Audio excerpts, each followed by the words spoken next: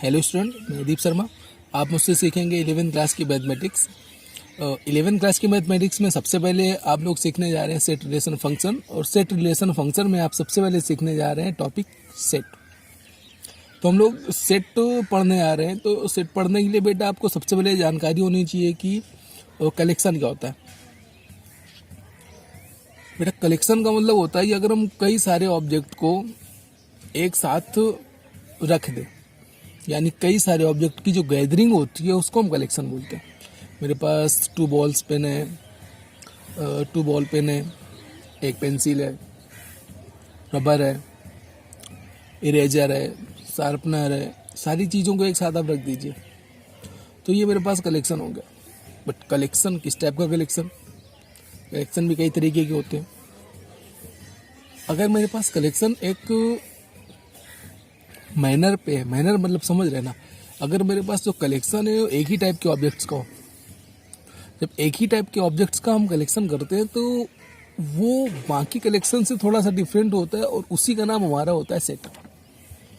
तो सेट कुछ बहुत बड़ी चीज़ नहीं है, बहुत डिफिकल्ट टॉपिक नहीं है। आप बस इतना समझ सकते हैं कि जहाँ पर सिमिलर ऑब्जेक्ट की गैदरिंग हो गई वो सेट के लिए जाना जाएगा। यानी हम सेट को इजीली समझ सकते हैं। सिंपल डेफिनेशन से, सिंपल डेफिनेशन इसकी क्या होगी? A well defined collection of similar object. I repeat, a well defined collection of similar object is known as set. यानी सेट के लिए दो चीजें होनी चाहिए। डिफाइंड जो होना चाहिए वो वेल डिफाइन होना चाहिए, और जो हमारे पास ऑब्जेक्ट होने चाहिए वो सिमिलर ऑब्जेक्ट होने चाहिए। कलेक्शन तो कई तरीके से कर सकते हैं हम, कई सारी चीज़ों को, अलग अलग चीज़ों को हम एक साथ रख देंगे तो वो कलेक्शन बोला जाएगा, बट वो सेट नहीं बोला जाएगा। तो सेट के लिए जो कंपलसरी चीज़ है वो हमारे पास कैसा होना चाहिए? जो हमारे पास ऑब्जेक्ट का जो भी कलेक्शन है वो हमारे पास एक ही टाइप के ऑब्जेक्ट होने चाहिए, यानी सिमिलर ऑब्जेक्ट होने चाहिए, पहली चीज़। दूसरी चीज़ आती है कि हम सेट को कैसे डिफाइन करते हैं। सेट को डिफाइन करने के लिए हम लोग क्या करते हैं कि कोई भी एक अल्फ़ाबेट उठाएंगे हम लोग कैपिटल लेटर पे, कोई भी अल्फ़ाबेट उठाएंगे, सब A to Z कुछ भी हम उठा लेंगे, और उसको हम लोग क्या कर देंगे, इसके नोटेशन के लिए, सिंबल के लिए हम लोग क्या करेंगे, प्रेजेंटेशन के लिए हम लोग क्या करेंगे, कोई भी एक अल्फ़ाबेट उठा करके हम लोग इसको रिप्रेजेंट कर देंगे, यानी प्रेजेंटेशन। दूसरी चीज जो मेन इंपॉर्टेंट चीज होती है हमारे पास सेट के लिए होता है कि हम लोग डिफाइन कैसे करते हैं। डिफाइन करने के लिए हमारे पास कर्ली ब्रैकेट का यूज किया जाता है।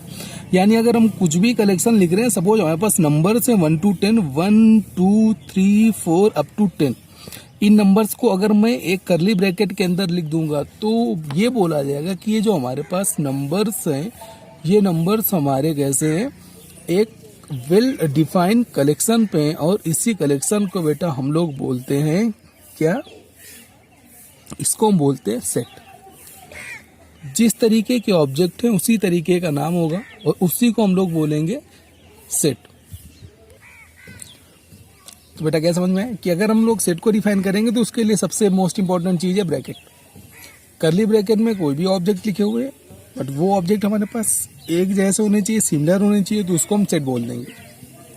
यानी हम इसको बोल सकते हैं सेट ए, इसको बोल सकते हैं सेट बी, इसको बोल सकते हैं सेट सी, इसको बोल सकते हैं set D, set Z, set X, set Y. यानी कहने वाली बात क्या है कि यहाँ पर हम लोग क्या करेंगे, लिखने का तरीका होगा कर्ली ब्रैकेट में, और इसको रिप्रेजेंट करने के लिए हम लोग क्या उठाएंगे, कोई भी कैपिटल लेटर उठा लेंगे इंग्लिश अल्फाबेट का। तो ये बेटा हो गया नोटेशन और प्रेजेंटेशन। नेक्स्ट आता है कि कितने तरीके के सेट होते हैं, द काइंड्स ऑफ सेट। अब मेन यहाँ से आप लोग ध्यान से लेक्चर को समझना है कि कितने टाइप के सेट होंगे। तो हम बात करने जा रहे हैं kinds of set.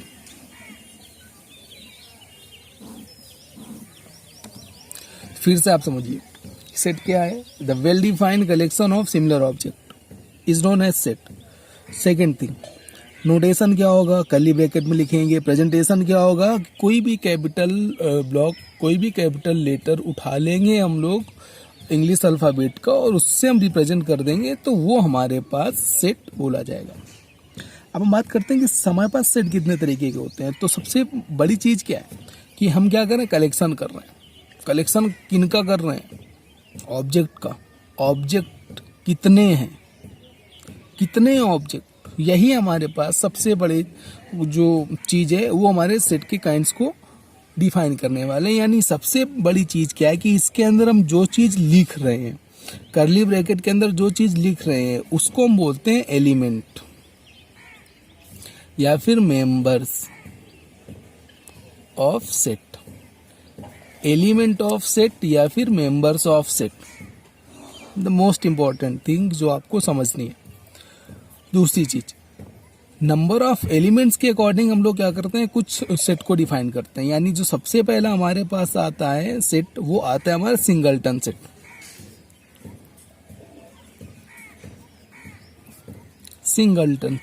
Singleton set आपको नाम से ही पता चल रहा है कि जिसमें हमारे पास केवल एक एलिमेंट हो। सिंगल सेट सिंगल नहीं होता है। सेट के अंदर जो एलिमेंट एग्जिस्ट करते हैं वो अगर एक है तो उसको हम बोलते हैं singleton set. A set which have only one element is known as singleton set. Set having one element is known as singleton set. यानी सिंगलटन सेट हमारे पास होगा जिस सेट के अंदर केवल एक एलिमेंट होगा। सपोज हमने आपसे बोल दिया ए कोई सेट है, मैंने बोल दिया the collection of natural number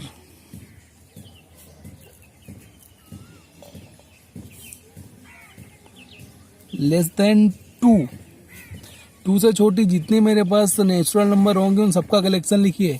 तो बेटा सबसे पहले यहाँ पर हमको नंबर्स के बारे में जानकारी होनी चाहिए कि नंबर्स कितने टाइप के होते हैं, तभी हम लोग सेट में अपनी कमांड अच्छी से कर पाएंगे। तो आप लोगों को जो आपकी क्लासेस हैं 9th 10th में आप लोगों को नंबर्स सिखा दिए जाते हैं, नंबर सिस्टम सिखा दिया जाता है। तो कितने टाइप के नंबर होते हैं उनकी कैटेगरी आपको पता होनी चाहिए और किस नंबर में कैसे कैसे हम लोग नंबर्स को रिप्रेजेंट करते हैं, ये आपके लिए इंपॉर्टेंट चीज़ है। तो मैं नेचुरल नंबर की बात करूंगा तो नेचुरल नंबर बेटा स्टार्ट होते हैं मेरे पास 1 से इन्फिनिटी तक। तो 1 2 3 4 5 all counting number from starting from 1 to infinity is known as natural number. तो नेचुरल नंबर हमारे पास काउंटिंग नंबर होंगे। तो मैंने बोला कि 2 से छोटे जितने हमारे पास नेचुरल नंबर हो, तो 2 से छोटे नेचुरल नंबर मेरे पास कितने बचे, केवल एक।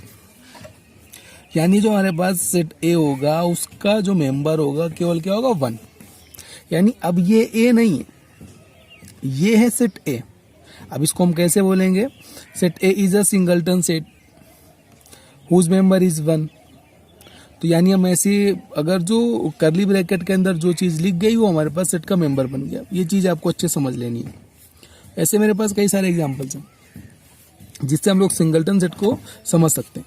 दूसरा मेरे पास बोला गया है, पहला एग्जांपल। दूसरा एग्जांपल हमसे बोला जा रहा है कि ए सेट कोई मेरे पास डिफाइन है इस तरीके से, x such that x minus 1 equals to 0 where x belongs to natural number. तो ये बेटा नोटेशंस होते हैं, मैं आपको आगे पढ़ाऊंगा कि किस तरह ये हमने यहाँ पर लैंग्वेज लिख दी, यहाँ पर मैंने एक अच्छा सा क्वेश्चन बना के लिख दिया। तो ये तरीके होते हैं सेट को डिफाइन करने के। जैसे जैसे आगे लेक्चर आप सुनते जाएंगे वैसे वैसे आपको पता चलता चला जाएगा कि ये क्या है। ऑलराइट, यानी हम सबसे पहले क्या सीखेंगे, इसको हम सॉल्व करेंगे तो हमको यहाँ पर मेनली फाइंड करनी होती है एक्स की वैल्यू। तो यहाँ पर क्या दिया हुआ है, सिंस x minus 1 हमारे पास 0 है और x की वैल्यू मिल गई 1, x की वैल्यू 1 मिल गई। तो यहाँ पर ध्यान देने वाली बात क्या है, यहाँ पर ध्यान देने वाली बात ये है कि इन्होंने बोला जो x है वो नेचुरल नंबर होना चाहिए, तो 1 नेचुरल नंबर है। यानी इसमें a का जो एलिमेंट होगा उसमें भी क्या आने वाला है मेरे पास, 1। तो ये मेरे पास दूसरा एग्जाम्पल था जिससे हम लोग सिंगलटन सेट को डिफाइन कर सकते हैं। नेक्स्ट होता है मेरे पास जो सेकंड टाइप का मेरे पास सेट आएगा। तो सबसे पहली बात ये सिंगलटन सेट, यानी a set having only one element. I repeat, a set having only one element is known as singleton set. यानी अगर सिंगल के अलावा अगर कुछ है तो उसके अलावा कोई दूसरा नाम नहीं है। मतलब अगर मेरे पास मोर देन 1 एलिमेंट है तो उसका नाम केवल एक ही चलेगा, finite set, finite countable set. Alright, तो यानी हम जो सेकंड टाइप है उसको हम बोलते हैं फाइनाइट सेट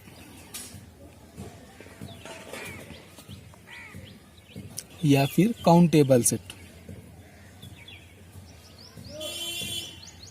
काउंटेबल सेट फिर से अकॉर्डिंग टू नेम, इस सेट को हम क्या बोल रहे हैं, फाइनाइट। फाइनाइट मतलब जिसको हम लोग काउंट कर सकें वही फाइनाइट होता है, और जिसको काउंट कर सकें वही काउंटेबल है। यानी बोथ आर सिमिलर, एक दूसरे के सिनोनिम से। यानी फाइनाइट और काउंटेबल सेट में बहुत ज़्यादा दोनों अलग अलग नहीं है, एक ही सेट होता है, एक ही नाम है। तो अब हम बात करते हैं कि हमारे पास फाइनाइट सेट क्या होगा। फाइनाइट सेट का मतलब हो गया मेरे पास अगर सेट में बहुत सारे एलिमेंट हैं, मोर देन वन एलिमेंट है, बहुत सारे नहीं बोले जाएं, अगर मेरे पास एक से ज़्यादा एलिमेंट आ रहे हैं किसी भी सेट में, बट वो मेरे पास जो एलिमेंट है वो काउंट किए जा सकते हैं, तो this types of set are known as the finite और काउंटेबल सेट। इस टाइप के जितने भी सेट होंगे उन सेट्स को हम बोलेंगे फाइनाइट सेट या फिर काउंटेबल सेट। सपोज मेरे पास एक सेट है, अच्छा सा एग्जांपल है, एक और बोला जा रहा है the collection of all natural number. मैं नेचुरल नंबर का एग्जांपल इसलिए ले रहा हूँ क्योंकि आप लोग नेचुरल नंबर से बहुत अच्छी तरीके से वाकिफ होंगे, आप लोग समझते होंगे कि नेचुरल नंबर क्या होती है। इसलिए the collection of all natural number less than 50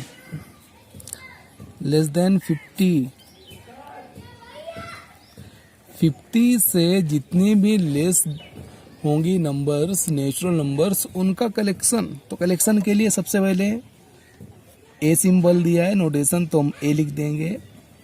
आगे बढ़ते हैं, इसके मेंबर्स हम किस में रखेंगे, कर्ली ब्रैकेट में रखेंगे। कर्ली ब्रैकेट लगा दिया। हमसे बोला जा रहा है कि आप 50 से छोटे, तो 50 सबसे छोटा नंबर 1, फिर उसके बाद 2, उसके बाद 3, उसके बाद फिर से क्या आने वाला है मेरे पास 49। तो लेस देन हमसे बोला जा रहा है, तो लेस देन 50, तो यानी हमको क्या मिल गया, हमको मिल गया 1 to 49। ये हमारे पास मिल गए क्या, काउंटेबल सेट। बेटा नेक्स्ट एग्जांपल अगर हम बात करें काउंटेबल सेट की, तो आप समझ सकते हैं कि सपोज मैंने बोल दिया दूसरा सेट है मेरे पास दूसरा सेट भी है। अब आप लोगों को एग्जांपल देना है काउंटेबल सेट का। तो सपोज मैंने आपसे बहुत बढ़िया एग्जांपल लिया कि the collection of all independent India, the collection of all prime minister of independent India. तो इंडिपेंडेंट इंडिया यानी इंडिया के इंडिपेंडेंट होने के बाद जितने भी प्राइम मिनिस्टर हुए हैं उन सब का कलेक्शन। तो आपको पता है कि पंडित जवाहरलाल नेहरू से लेकर टिल नाउ अभी जितने हैं, यानी नरेंद्र मोदी जी तक के जितने भी नेम आपको मिल जाए उनको आप कर्ली ब्रैकेट के अंदर रख दीजिए और आपको एक बढ़िया सा सेट मिल जाएगा। The collection of all prime minister after independent India, ये ऑफ इंडिपेंडेंट इंडिया। तो इस टाइप के हम कई सारे एग्जांपल्स दे सकते हैं जिसमें हमको काउंटेबल सेट मिल जाए। आपसे बोला जा रहा है कि the all natural number which are divisible by 5, तो जितने भी हमारे पास 5 से डिविजिबल नेचुरल नंबर होंगे उन सब का कलेक्शन। लेकिन हमारे पास अगर इनका कलेक्शन करना है तो एक बाउंड्री देनी चाहिए जहां तक हम लोग इस नंबर को लिमिटेड कर सकें। यानी अगर हम केवल 5 से डिविजिबल देखने लगेंगे तो मेरे पास बहुत सारी नंबर्स आ जाएंगी। सपोज मैंने बोल दिया the all natural number which are divisible by 5 less than 100 से छोटी जितने भी हमारे पास 5 से डिविजिबल नेचुरल नंबर होंगे उन सबका जो कलेक्शन होगा वो सब हमारे पास काउंटेबल सेट में बोला जाएगा। तो यानी हमारे पास क्या आएगा 5, फिर हमारे पास क्या आएगा 10, फिर आएगा 15 अप टू लेस देन मैंने बोला है टिल 100 बोलते तो लास्ट में 100 आ जाता है, यहाँ पर 95 मिलने वाला है। तो इस तरीके की जो हमारे पास सेट मिलेंगे काउंटेबल सेट जाने जाएंगे। नेक्स्ट जो मेरे पास तीसरे टाइप का जो सेट मिलने वाला है उसको बोलते हैं इनफाइनाइट सेट। इनफाइनाइट सेट या फिर अनकाउंटेबल यार। इनफाइनाइट से आप लोग बहुत अच्छे तरीके से समझ गए होंगे कि a set having infinite number of objects, यानी जिसको हम काउंट नहीं कर सकते हैं, which is known as uncountable. Number of objects which are not countable are known as countable, uncountable. यानी जिस चीज़ को हम काउंट नहीं कर सकते हैं वही चीज़ हमारे पास कैसी है, अनकाउंटेबल है। यानी हमारे पास बहुत सारे नंबर आने वाले हैं जिनको हम काउंट नहीं कर सकते हैं। तो सपोज मैंने बोल दिया सेट सी है मेरे पास, यहाँ पर मैंने बोल दिया collection of integers.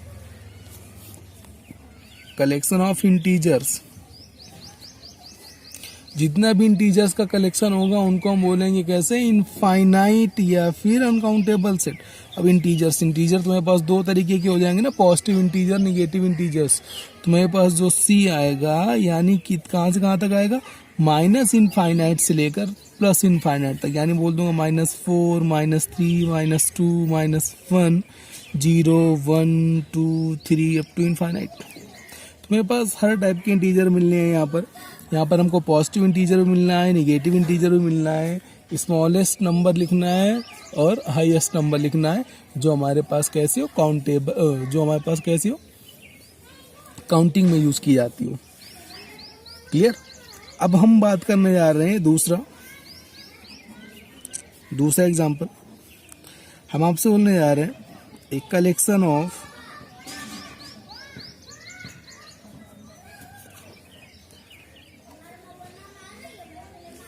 The collection of whole numbers. आप समझ सकते हैं,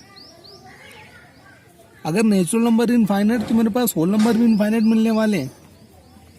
होल नंबर की काउंटिंग स्टार्ट होती है 0 से, 1, 2, 3 अप टू इनफाइनाइट। ये सब के सब मेरे कैसे हो जाएंगे, अनकाउंटेबल हो जाएंगे। बट यहाँ पर एक अच्छी चीज समझने के लिए, सपोज मेरे पास एक एग्जांपल दे दिया गया, बोला जा रहा है आपसे कि सेट ए है 1, 2, 3, 4, 5, 6, 7 अप टू इनफाइनाइट, और दूसरा सेट बी बोला जा रहा है 1, 1, 1, 1 अप टू इनफाइनाइट। बोला जा रहा है इन दोनों में कौन सा मेरे पास जो सेट है वो हमारे पास काउंटेबल सेट है और कौन सा मेरे पास अनकाउंटेबल सेट है।